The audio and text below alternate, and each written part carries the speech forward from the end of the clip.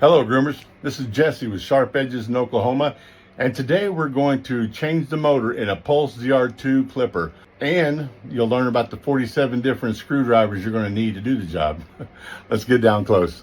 Okay, so I joked about there being 47 different screwdrivers you would need for this job.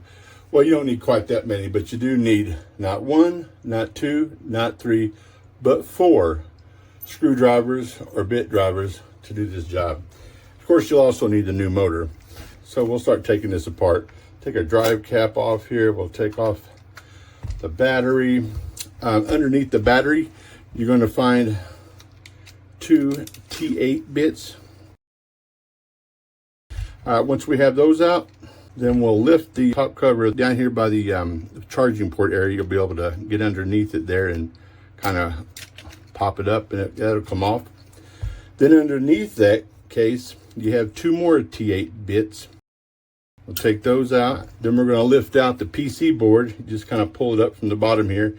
Oh, take the switch off. Pull the PC board up, and it's in 2 brass or copper clasps there. So we'll pull that up out of those. Make sure those stay seated. Then we're going to flip it over before we change bits. You want to keep track of this insulator here.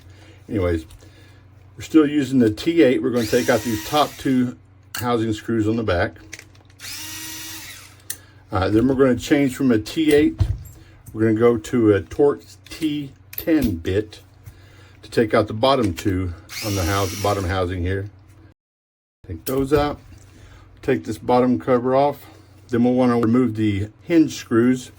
So that takes the number 2 Phillips. Take those off. Make sure to keep track of this. This is your lock keeper. It has to go underneath the hinge. And then we'll change again, and we'll take out the blade drive, which takes a Phillips number 1 bit. You have four different type of screws in here. Andis and all their infinite wisdom decided that was the magic number. Anyways, we'll take the blade drive off. All right, then, and the motor just kind of falls out if you spread the case a little bit right here. This motor will just come right out. It's like that. It's all one piece. So we'll switch this out for the new one. Where your blade screws go in is going to be on the top of the case. So we'll just slide that back in there, and it'll just go right into place. Make sure it's seated well.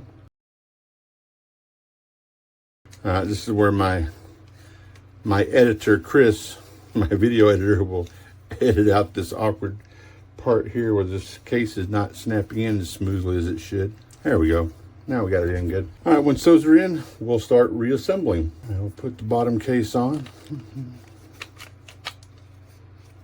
Actually, since we have the Phillips bit on there, the Phillips 1, we'll go ahead and put the blade drive back on.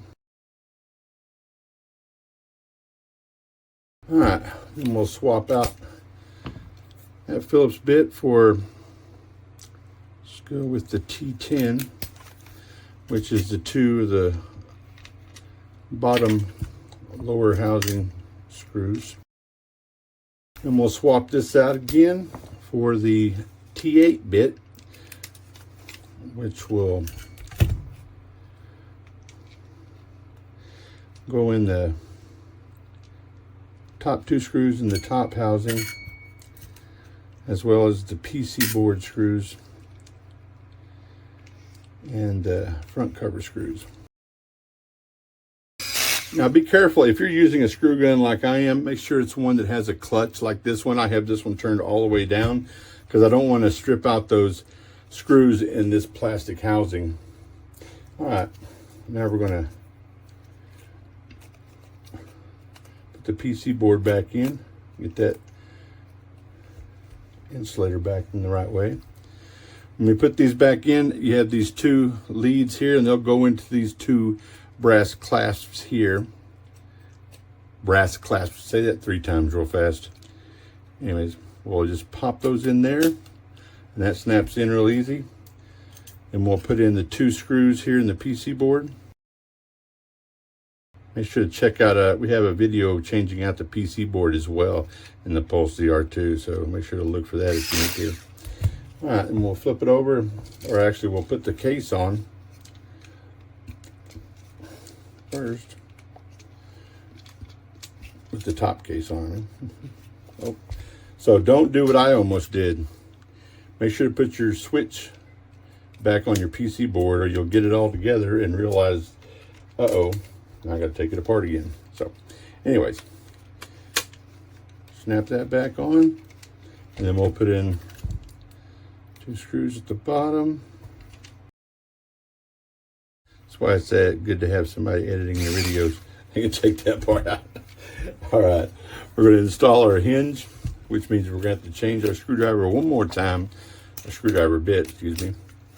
And when we put the hinge back on, don't forget your lock keeper there. It goes underneath the hinge. All right, we'll put in our hinge screws. Make sure your hinge screws are snug. If not, that's one thing that can cause your clipper to rattle and put blades on. All right, put the drive cap back on. Start the battery, and you're ready to go. All right, thanks for watching. I hope this helps someone.